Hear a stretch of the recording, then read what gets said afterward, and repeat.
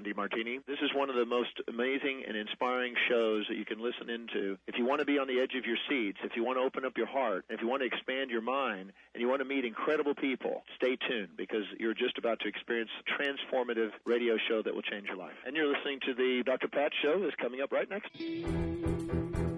Welcome to the Dr. Pat Show. Talk radio to thrive by.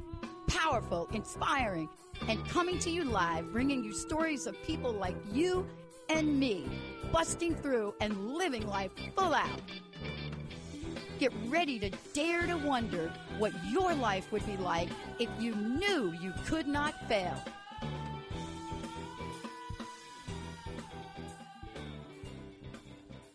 Every time I hear that song, I'm just blown away. Welcome to the Dr. Pat Show, Mindfulness and the Epidemic of Loneliness with my very special guest, Brett Hill. He is a leading expert when it comes to mindfulness, conversations, consciousness.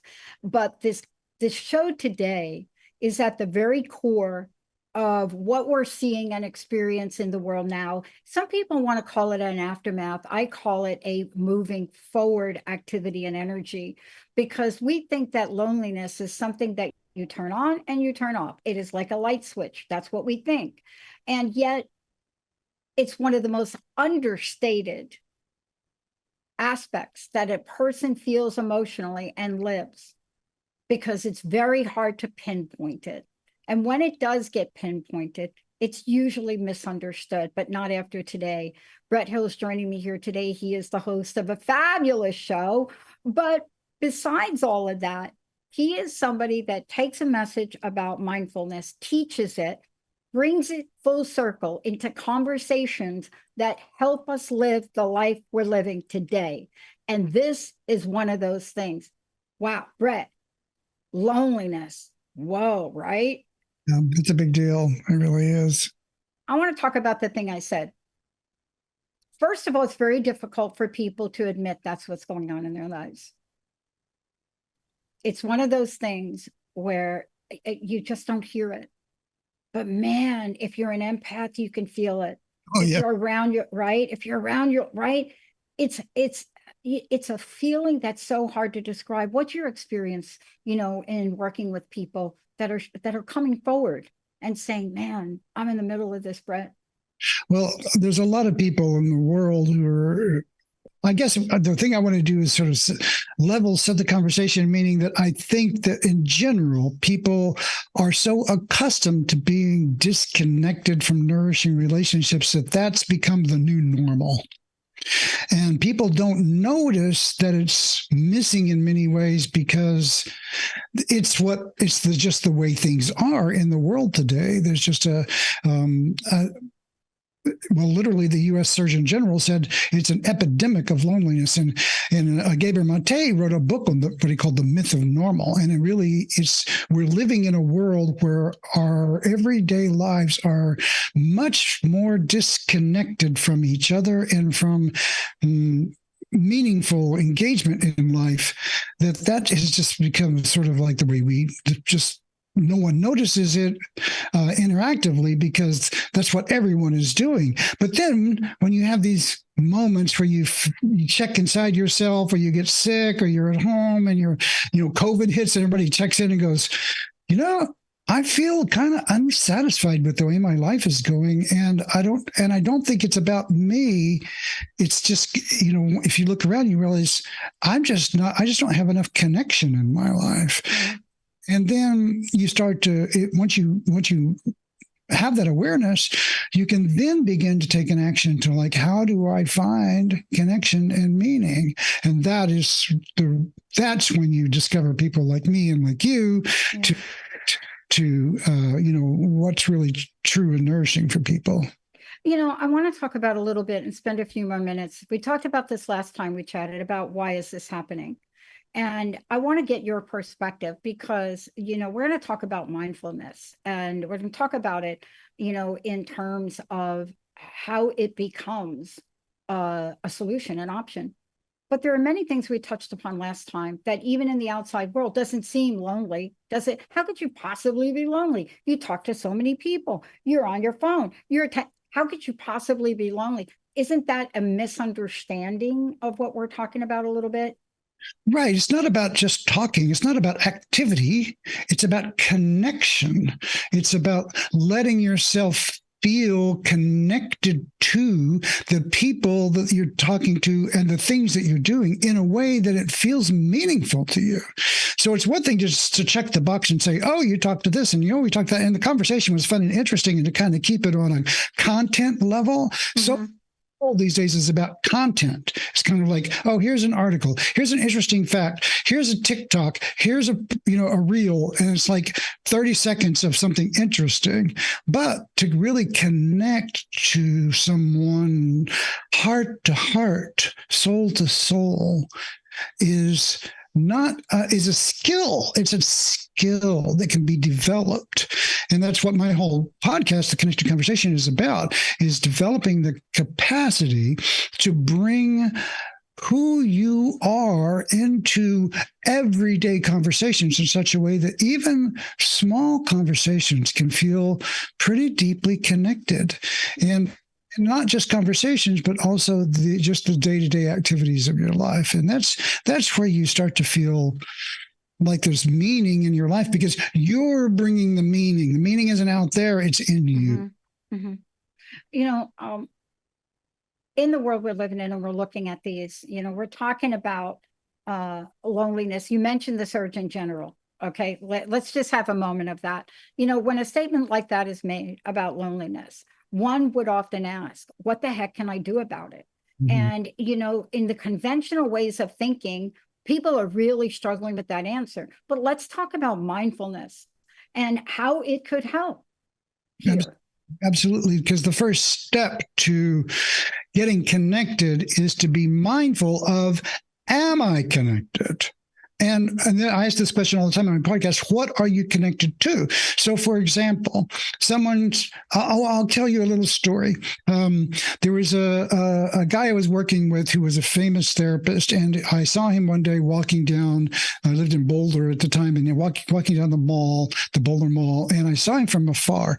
And he, as he approached me, I said, oh, hey, how's it going? And he looked at me and he stopped for just a moment. He didn't just go, oh, I'm doing fine. He stopped for just a moment, and then he kind of tilted his head a little bit, and he paused, and he kind of checked in with himself. You could kind of see him. And then he said, I'm not doing that great. And I thought, oh, wow, okay. Now, I know this guy well enough to know I didn't need to go try to fix him or anything. I just said, oh, gosh, I'm so sorry. I hope things get a little bit better for you. He goes, oh, thank you. And then we passed on.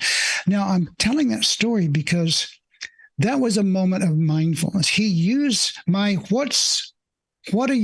how are you doing as a moment to actually check in and say, oh, I'm not doing that well, and tell me the truth. And as a result of that, we had a moment where we connected in a meaningful way from what otherwise would have been just a habituated response. Oh, I'm fine. How are you? Hey, great to see you. Yeah. Okay. Bye. And there's nothing wrong with that. But it's not very connected, right? Yeah. This is really the conversation about mindfulness and social isolation. And it's more than social isolation. And those are great terms, but boy, the feeling, just when you lean in, right? When you lean into the feeling of isolation, it is very dense. It can be. Right. And yet, let's talk about how we can get people to move the needle a little bit here. Well, right. So the first thing you have to do is, this is something I teach my clients and my coaches whenever I teach coaching, is everybody has something in them that lights them up, right? What is that? It's like, let me just ask you, Dr. Pat, what do you love that you look at or you experience that happens in your life, and every time you see it, you just go, oh, wow, that is just so great. Doing what I'm doing right now. Okay, there you go. And what I'm doing right now. Yeah. Build your life around it, right? So someone who's sitting around and they don't have that, they're not feeling that connected, they don't feel that enlivened. The question is, where are the parts of where is your aliveness? And not in a way, oh, my aliveness is pushed away and I can't get there, but what's simple and direct? Like, Do you like sunsets? Do you like trees? Do you like puppies? Do you like babies? Do you like music? What is it that you actually like to do? And or what is it that lights you up automatically? And connect to that as a beginning. Connect to that multiple times a day on purpose. It needs to be simple. It needs to be accessible, and it needs to be something that is uncomplicated. So I said simple. So it's like, you step outside, you look at the sky, you go, oh, wow, that sky is so beautiful. I know. And let yourself feel that. That's the very, very beginnings of beginning to study what am I connected to in a conscious and intentional way. I woke up this morning. I get up early. I'm an early riser, and we're getting a little bit of heat wave. But this morning it was cool, so I start to open up the windows. I go to the front room and I open up the window, and right smack in the road in front of my house was an old friend called the coyote. Oh wow! I'm telling you, it's the medicine I needed. Coyotes, of course, have very strong, brave, bold, spiritual, but it was like right out there in the road. Right, it was out in the road. And I just stopped, must have heard me raise the window to take a look. And we just had that moment where we connected, and I thanked it. I thanked it for the message. You see, these are moments of connectedness that are hard to explain until you experience them. But once you experience them, I walk away from that and I have a whole energy about what is the message from you, Coyote, for me today. And I'm telling you, own that street, not even on the lawn, like walking, trotting right down there, right in the middle of Bothell, just hopping itself right around there. I have no idea where it was going. But those are moments of connection that I think we're talking about. When we come back from break, that set the tone for my day. That helped me, that moment, exactly. Right? Of a day, I'm getting ready to go out of town for a talk, but that moment stopped me, Brett. It stopped. Oh, is it too hot? Is it? Am I packed? It stopped me. Connected to something deeper, much deeper. Exactly. We're going to take a short break, everybody. When we come back, more with Brett Hill. We're going to tell you how you can work with Brett. This is not just a conversation with Brett. This is his place. This is the work he does in the world, the help he provides people with on one of the toughest, and in my life, the heaviest feelings, loneliness. It is the thing that killed my mother. And so I know it and I felt it. When we come back, more to talk about.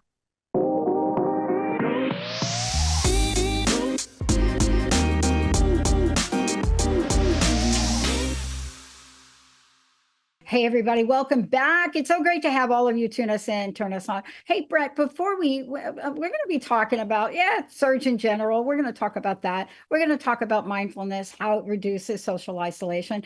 But this is the work that you teach. Let's just start with that. I want to know how people can find out about what you teach and how they can work with you here. What is the best way? Sure. You can go to my website at themindfulcoach.com. It's just themindfulcoach.com. And there you can find a way to get up on my newsletter, which is a great way to stay in touch because I have a lot going on. And then also you can schedule an appointment and we can just chat and see if it's good for us to work together. Because that's the best way, because I have you have to have a good rapport with your coach. And so it's like, let's get on the phone or Zoom and see how we can work together, or not, as the case may be. But in any event, I'll do my best to try to help people. Yeah, you're so right about that, because connecting is connecting. And especially when you work with someone, there is an energy that coexists between people. And that is a very special relationship that you have, especially the type of coaching you do and how you do it. That connection is very special. Yeah, the relationship becomes part of the teaching mechanism in a way. It's kind of like I teach coaches how to build trust and rapport. And so it's kind of like that's really it's a really important part of the coaching relationship. And so, but to be honest, not everybody is a good fit for everybody, because we're all different. We're like different instruments in the orchestra, and some of them play beautifully together, and some of them are a little bit less, more of a challenge. That's right. I love classical music at some level, but even some classical music it just makes my ears screech. Let's talk a little bit about this idea about older populations. I mean, every time you turn around, I counted them once because I get bored sometimes with television. So I counted how many commercials that come on, how many kinds were focused on people that were of the older age, how broken people are, and how if you buy this, it will fix you, right? What is happening there with that? Well, it's crazy. It's kind of like, they want to paint the older population as basically a group of people that needs a lot of medical help. I mean, if you watch the news, I'm like, we were watching the evening news the other day, and it was just like, take this pill, take this pill, take this pill. When I'm going, oh my God, what's the message here? It's like, I need help. But to have a vibrant sort of connection to life, and they would paint people as wanting that, and then they show, but if you take this pill, you'll actually get to have that. And so, it's kind of like the message there is that there is an outside-in solution. And let's be real, there are medical needs for those kinds of things. But overall, it's like the whole message for the entire culture in some way is that you'll have happiness if you just have the right stuff. If you can just acquire enough, if you can just be wealthy enough, good looking enough, popular enough, that will bring you happiness. And the truth is it won't. Now, there's nothing wrong with having things, but what you really need to do, you can have a lot and be miserable. And there's story after story of people who will tell you that, very rich people who are extremely unhappy. So if that's so, then why put the acquisition in front of your happiness? Just fast forward to happiness, since anyone can have it. And that begins with connection to meaningful interactions in your life, and that's with nature, with your culture, with your family. And if you don't have that, you have to find where it lives in you, and then step into those things as best you can. And it begins with what I was talking about earlier, finding what lights you up, and then consciously, on purpose, engaging those kinds of things. Yeah. I mean, what I love about this, and I love about the conversation, is that that is the first step.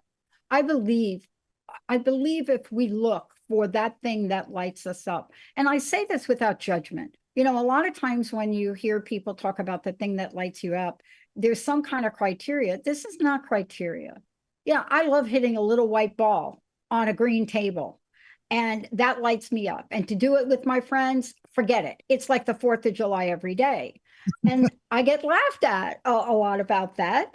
But it doesn't matter what other people think, does it? But yet we really weigh that in heavily sometimes.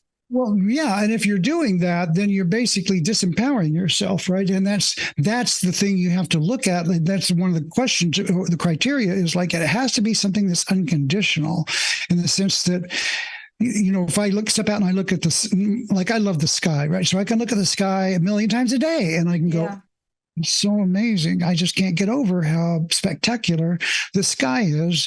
And because it's built into kind of who I am, I can use that. And I do many times a day. I'll look at it and just go, oh, wow. And I let myself really have that. That's the other part of it. It's not just noticing, it's deciding to let yourself feel how good it feels.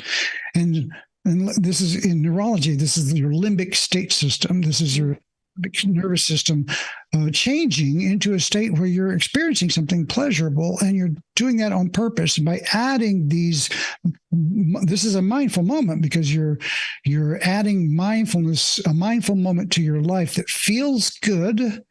And because it's like you and the coyote, right? That felt good. And then your day changes because of that. Totally. Kinds of things can change your day. And what is your life but a series of moments? And so the more of these good moments, delicious, yummy moments, I sometimes call them, the more of these you can have, and you can have a lot of them, the better your day goes. And the better your day goes, the better your life goes. Somebody asked me if I thought that there was I forget the exact question, but if I thought there was this understated benefit that COVID provided. And I had to create the caveat and say, it was an epidemic. And I was talking to a young person the other day, and he used a 4-letter word to describe it.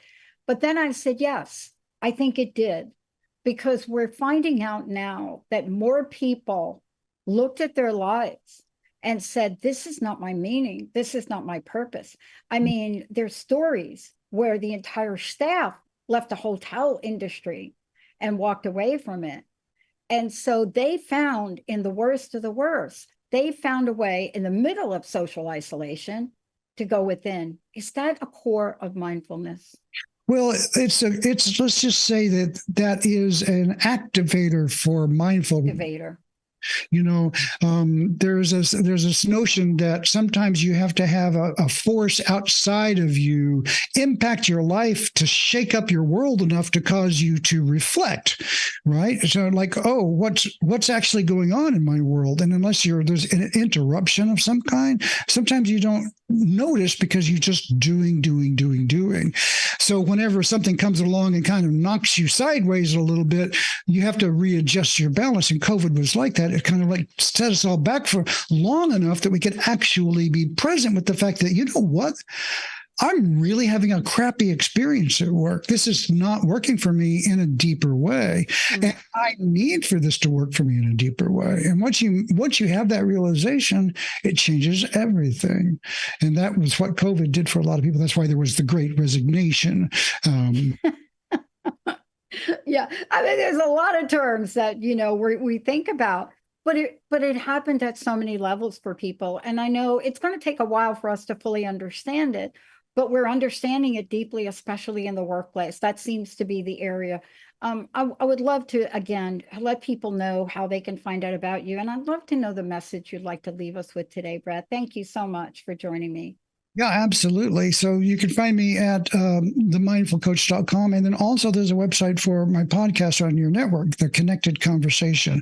So at theconnectedconversation.com. And I want to say, if you go to that website, there's a link there for a community meeting so we can come and connect in real time, face to face, because people don't need another email. They want, so if you want to meet people who are involved and interested in mindful communication and connecting with each other in a deeper way, I'm having a meeting every month for the Connected Conversation listeners. So come to the website, theconnectedconversation.com, and register there. And I suppose, the message I want to leave with people is sort of like a blessing in a way. It's like I wish great goodness and grace and, unexpected grace, I should say, comes into your life in ways that are bountiful and surprising, and that you are available to receive it. And to do that, just connect to the goodness that is right in front of you. Sometimes I say there are diamonds on the ground. You just have to stop and notice. And so don't wait to get hit by a virus to stop and notice, right? You can just take a breath and notice, what is it like to be in connection with me and my world? And that can be a very deep experience, and it can happen all the time. Yeah. And it's achievable for everyone. See, that's what I love about this. It's not just for you and me. You have helped people achieve this from many, many walks of life. And that's the message today. It's not for the 1 or 2% up there. It's for everyone. Brett, thank you so much for everything. You're welcome. Thank you so much for having me here. Thank you all for tuning us in, turning us on. And remember what Brett said. There is a way for you. It just requires a call. Just connect with Brett and explore. See if there's a pathway for you to step up and out of loneliness. We'll see you next time.